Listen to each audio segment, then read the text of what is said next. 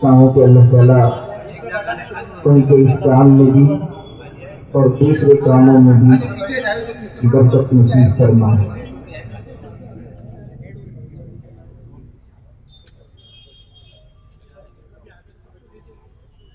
ہمارا دین یہ سکھاتا ہے کہ انسان اپنی قوت بازو سے حق حلال کی روزی حاصل کرے۔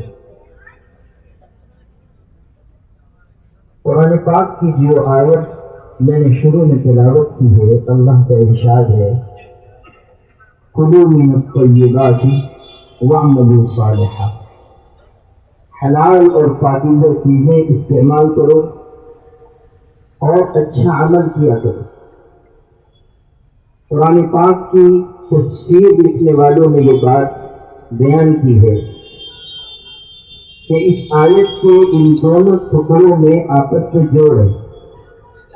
اس طرح جوڑ ہے کہ جب انسان حلال اور پاکیزہ کمائی کھائے گا تبھی وہ اچھا عمل کرے گا۔ اگر اس کے پیٹ میں حرام لقمہ جائے گا تو وہ غلط کاموں کی طرف، بے حیائی کی طرف، بری باتوں کی طرف بڑھے گا۔ ہمارے آقا حضرت محمد مصطفیٰ صلی اللہ علیہ وسلم حلال روزی کمانے کے لیے بکریاں تک اجرت پر چراتے رہے، پھر آپ نے تجارت فرمائی اور تجارت میں صداقت اور امانت کا ایسا خیال رکھا کہ جو لوگ ان کو نہیں مانتے تھے، ان کے دشمن تھے، وہ بھی ان کو صادق اور امین کہہ کر پکارتے تھے۔ صداقت کا تعلق گفتار سے ہے اور امانت کا تعلق کردار سے ہے۔ حضور کے دشمنوں کا آپ کو صادق اور امین کہنا اس بات کی علامت ہے کہ کائنات میں ان سے بڑھ کر نہ کردار میں کوئی ہوا ہے نہ گفتار میں کوئی ہوا ہے۔ صداقت اور امانت دونوں میں حضور پاک صلی اللہ علیہ وسلم سب سے اونچے مقام پر تھے۔ اگر آج کچھ بیمار ذہنیت کے لوگ حضور کے بارے میں کیچڑ اچھالتے ہیں تو یہ خود ان کی گندی اور بیمار ذہنیت کی علامت ہے۔ انہیں یاد رکھنا چاہیے کہ سورج پر تھوکنے سے سورج کا نقصان نہیں ہوتا، خود تھوکنے والے کا نقصان ہوتا ہے۔ حضور پاک صلی اللہ علیہ وسلم نے صداقت اور امانت کے ساتھ تجارت کر کے پوری امت کو ایک سبق دیا کہ ناکارہ، نکمے اور کمزور بن کر نہ رہو، ایسے نہ بنو کہ دوسروں پر بوجھ ہو جاؤ، ایسے نہ بنو کہ دوسرے تم پر ترس کھائیں، ایسے بنو کہ خود بھی حق حلال کی روزی کماؤ اور دوسروں کے لیے بھی روزی کا ذریعہ بن جاؤ۔ آپ صلی اللہ علیہ وسلم تشریف رکھتے تھے اور لوگ آپ سے مل رہے تھے، مصافحہ کرتے تھے۔ ایک صاحب نے مصافحہ کیا تو ان کے ہاتھ میں گٹے پڑے ہوئے تھے، چھالے تھے۔ آپ کو سختی محسوس ہوئی، پوچھا یہ چھالے کیسے ہیں؟ انہوں نے کہا میں غریب انسان ہوں، روزانہ جنگل جا کر لکڑیاں کاٹتا ہوں، بیچتا ہوں، گزر بسر کرتا ہوں، محنت کی وجہ سے ہاتھ میں گٹے پڑے ہوئے ہیں۔ آپ پڑھیے سیرت کی کتابوں میں کائنات کے سب سے بڑے انسان نے اس مزدور کے ہاتھوں کو چوما اور بوسہ دیا، گویا کہ آپ نے یہ بتایا کہ محنت سے بڑھ کر عظمت کسی چیز میں نہیں۔ اور حلال روزی کے لیے اگر کوئی آدمی معمولی سے معمولی کام بھی کر رہا ہے، اللہ کی نگاہ میں اس کا رتبہ بلند ہے۔ اور اگر کوئی شخص مختلف تدبیروں سے حرام مال کماتا ہے اور دنیا اس کو مالدار اور عزت دار سمجھتی ہے تو کل قیامت کے دن سارے پردے ہٹ جائیں گے اور دنیا میں عزت کے نقشوں میں رہنے کے باوجود قیامت کے دن وہ ذلیل کیا جائے گا۔ ہمارا دین یہ سکھاتا ہے کہ حرام مال فرد کو بھی تباہ کرتا ہے، معاشرے کو بھی تباہ کرتا ہے، خاندان کو بھی تباہ کرتا ہے، نسل کو بھی برباد کرتا ہے۔ حرام لقمہ انسان کو نقصان پہنچائے گا، حرام مال انسان کی ذہنیت پر اثر انداز ہوگا۔ ہمارے آقا حضرت محمد مصطفیٰ صلی اللہ علیہ وسلم نے یہاں تک فرمایا کہ اگر کوئی شخص حرام لقمہ پیٹ میں ڈالتا ہے اس کی دعا مقبول نہیں ہوتی۔ اس کی عبادت قبول نہیں ہوتی۔ حضرت موسیٰ علیہ السلام کے واقعات میں راستے سے گزر رہے تھے، راہ کے کنارے دیکھا کہ ایک شخص ہے اور زار و قطار رو رہا ہے اور دعا مانگتا ہے، اور اتنا رو رہا ہے کہ دیکھنے والوں کو ترس آ رہا ہے۔ وہ گزر گئے، بہت دیر کے بعد واپس ہوئے تو دیکھا اب بھی رو رہا ہے۔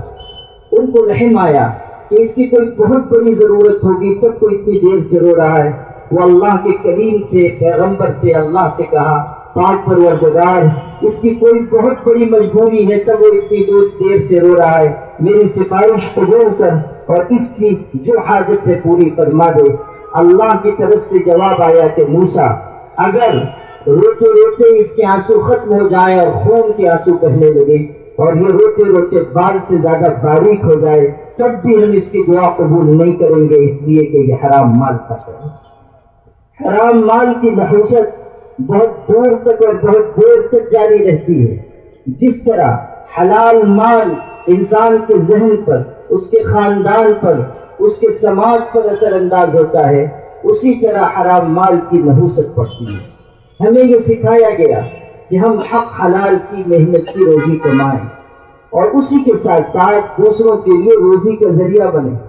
یہ جو ٹور کا نظام ہے یہ ایسا کاروبار ہے جس میں انسان بہت سارے لوگوں کے لیے روزی کا ذریعہ بن جاتا ہے، اور جتنے بڑے پیمانے پر یہاں رفیق بھائی اور ان کے ساتھی یہ کام کر رہے ہیں تو ماشاءاللہ سینکڑوں لوگوں کی روزی کا یہ ذریعہ ہے۔ یہ بہت بڑی بات ہے۔ ہم اگر کسی کے لیے سہارا بن رہے ہیں تو اللہ کے یہاں ہمارے لیے بہت بڑا مقام ہے۔ ایک بزرگ نے ایک شخص کو دیکھا کہ وہ روزی کی وجہ سے تنگ ہو کر شہر چھوڑ کر جا رہا ہے۔ پوچھا کدھر؟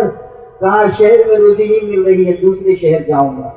چند دن کے بعد واپس وہی پھر نظر آیا۔ کہا تم تو شہر چھوڑ چکے تھے، اب کیسے آئے؟ اس نے کہا جنگل سے گزر رہا تھا، دیکھا کہ ایک درخت ہے، اس پر ایک انڈا سانپ ہے، اور میں بیٹھ کر دیکھ رہا تھا اور سوچ رہا تھا کہ اس انڈے سانپ کو کہاں سے کھانا ملتا ہوگا۔ اتنے میں ایک پرندہ آیا، اس کے منہ میں کوئی چیز تھی، اس نے لا کر اس انڈے سانپ کو کھلا دیا اور پھر وہ واپس چلا گیا۔ میرے دل سے یہ آواز آئی کہ جو اللہ انڈے سانپ کو درخت کی بلندی پر رزق دے رہا ہے وہی مجھ کو میرے شہر میں رزق دے سکتا ہے۔ میں واپس ہو گیا۔ اس بزرگ نے کتنی خوبصورت بات کہی، کہا اللہ کے بندے تو نے انڈا سانپ بننا پسند کیا، تو نے پرندہ بننا پسند نہیں کیا۔ تجھ کو یہ چاہیے تھا کہ تو وہ پرندہ بن جاتا جو خود بھی روزی حاصل کر رہا ہے اور دوسرے کو بھی روزی پہنچا رہا ہے۔ تجھ کو وہ پرندہ بننا چاہیے کہ جو اپنی روزی بھی حاصل کر رہا ہے اور دوسرے کے لیے روزی کا ذریعہ بننا ہے۔ اس لیے میرے بھائیوں، ہم حق حلال کی روزی کمائے بھی اور دوسروں کے لیے روزی کا ذریعہ بنے، یہ بہت بڑی نیکی کی بات ہے۔ نبی اکرم سرکار دو عالم صلی اللہ علیہ وسلم نے فرمایا واللہ فی عون العبد ما کان العبد فی عون اخیہ، اللہ بھی اپنے بندے کی اس وقت تک مدد کرتا ہے جب تک کہ اللہ تعالیٰ اس وقت تک اپنے بندے کی مدد کرتا ہے جب تک کہ وہ اپنے بھائی کی مدد میں لگا رہتا ہے۔ اگر ہم کسی کا سہارا بن رہے ہیں تو ہمیں یقین ماننا چاہیے کہ اللہ ہمارا سہارا ہے۔ اگر ہم کسی کا آسرا، کسی کی امید بن رہے ہیں تو ہمیں یقین جاننا چاہیے کہ اللہ کی مدد ہمارے ساتھ شامل حال ہوگی۔ تیسری بات، مال کمانے کے سلسلے میں یہ بات بھی ذہن میں رکھنی چاہیے کہ انسان جو مال کما رہا ہے وہ اللہ تعالیٰ کی عنایت سے کما رہا ہے۔ انسان کو عزت، مال، اسباب جو ملتے ہیں وہ اللہ کے خزانے سے ملتے ہیں۔ کوئی انسان اپنی قوت بازو سے یہ نعمتیں حاصل نہیں کر سکتا۔ عزت ہو یا دولت ہو وہ اللہ تقسیم سے اور اس کی تقدیر سے ملتی ہے، اللہ تعالیٰ کی طرف سے ملتی ہے۔ انسان کو یہ نعمتیں خدا تعالیٰ کے خزانے سے دی جاتی ہیں، اور دینے والے اللہ نے یہ بتایا ہے کہ تمہارے مال میں دوسروں کا بھی حصہ ہے، دوسروں کا حق ہے۔ قرآن کے الفاظ دیکھیے والذین فی اموالہم حق معلوم للسائل والمحروم، لوگوں کے مال میں متعین حصہ ہے غریب کا محروم کا مانگنے والے کا مسکین کا حصہ ہے والذین فی اموالہم حق معلوم للسائل والمحروم. اگر ہم اپنے مال میں سے دوسروں کو حصہ دیں گے تب اللہ تعالیٰ ہمارے مال میں برکت پیدا کرے گا. ہمارے آقا نے حضرت ام سلمہ سے کہا تھا ام سلمہ روک روک کر نہ رکھ گن گن کر نہ رکھ ورنہ اللہ بھی تجھ کو گن گن کر عطا کرے گا. ایک حدیث قدسی میں ہے اللہ ارشاد فرماتا ہے یا ابن آدم انفق انفق علیک، اے آدم کے بیٹے خرچ کر میں تجھ پر خرچ کروں گا. اے آدم کے بیٹے خرچ کر میں تجھ پر خرچ کروں گا. قرآن پاک میں ہے ما انفقتم من شیء فهو یخلفہ، تم اللہ کی راہ میں جو کچھ خرچ کرو گے اللہ تم کو اس کا بدل عطا کرے گا. بدلہ الگ چیز ہے، بدلہ آخرت میں ملے گا، اللہ تعالیٰ بدل دے گا. یعنی دنیا میں اس مال کے عوض میں اللہ کوئی چیز دے گا، کوئی آفت دور کر دے گا، کوئی نیا کاروبار دے گا، کوئی خوشحالی کی راہ پیدا کرے گا. انسان صدقہ دیتا ہے نہ جانے کتنی بلائیں اس سے دور ہو جاتی ہیں. انسان صدقہ دیتا ہے آنے والی وبا اور بیماری لوٹ جاتی ہے. کتابوں میں ہے کہ ایک بوڑھی شخص، ایک بوڑھی ماں، ایک بوڑھی عورت وہ دوپہر کے وقت کھانا کھا رہی تھی. اس نے لقمہ اٹھایا اور دروازے پہ کسی فقیر نے آواز دی. یہ بوڑھی ماں ایسی ہے کہ اس کا جوان بیٹا سفر میں گیا ہوا، خود غریب ہے، لیکن جذبہ اس کا ایسا تھا کہ جب فقیر نے آواز دی تو اس نے وہ لقمہ جو اٹھا چکی تھی اور جو دسترخوان کا کھانا تھا اٹھا کر اس فقیر کو دے دیا. یہ تو ہو گیا، لیکن جب بیٹا کئی مہینے کے بعد سفر سے واپس آیا، ماں نے پوچھا خیریت؟ اس نے کہا امی بس بچ کر آ گیا، آپ کی دعا کام آئی ورنہ میری ہلاکت یقینی تھی. پوچھا کیا ہوا؟ کہا میں جنگل سے گزر رہا تھا، اچانک ایک شیر دہاڑتا ہوا آ گیا اور وہ لپکا کہ مجھ کو ختم کر دے، اور چند سیکنڈ کی دیر تھی مجھ کو چیر پھاڑ کر رکھ دیتا، مگر اچانک ایک سفید کپڑا پہنے ہوئے انسان کہیں سے ظاہر ہوا، ہاتھ میں نیزہ تھا، اس نے اس شیر کو نیزہ مارا اور اس کو ختم کر دیا. میں نے اس سے پوچھا کون ہو جس نے مشکل وقت میں مدد کی؟ وہ پلٹ کر مسکرایا اور اس نے کہا یہ لقمہ اس لقمے کے بدلے میں ہے، اور یہ کہہ کر وہ غائب ہو گیا. ماں نے کہا کون سا دن تھا، کون سی تاریخ؟ اس نے بتایا تو یہ وہی دن وہی تاریخ جب ماں نے اپنا لقمہ غریب کو دیا تھا. گویا کہ اللہ نے یہ بتایا کہ ماں نے اپنا لقمہ فقیر کو دیا تو اللہ نے اس کے بیٹے کو شیر کا لقمہ بننے سے بچایا. یہ صدقے کی طاقت ہے، یہ خرچ کرنے کی قوت ہے، یہ اللہ تعالیٰ کی راہ میں دینے کی برکت ہے. جب انسان اپنے مال کو اللہ کی راہ میں دے گا اللہ برکتیں عطا کرے گا، اللہ تعالیٰ راستے کو کشادہ کرے گا. والذین فی اموالہم حق معلوم للسائل والمحروم. ہر شخص کو قرآن کی اس آیت پر عمل کرنا ضروری ہے. لوگ یہ سمجھتے ہیں کہ ہم نے زکوٰۃ دے دی حق ادا ہو گیا. اب کوئی آدمی اگر آ گیا مسجد مدرسے کا سفیر اور کہہ رہا ہے کہ کچھ دے دیجیے، تو بعض لوگ ایسے ہوتے ہیں کہ وہ اپنی ہی داستان درد سنانا شروع کر دیتے ہیں اور اتنی پریشانی بتاتے ہیں کہ وہ سفیر بھی سوچتا ہے کہ میرے پاس ہی کچھ زکوٰۃ ہوتی جو انہیں کو دے دیتا.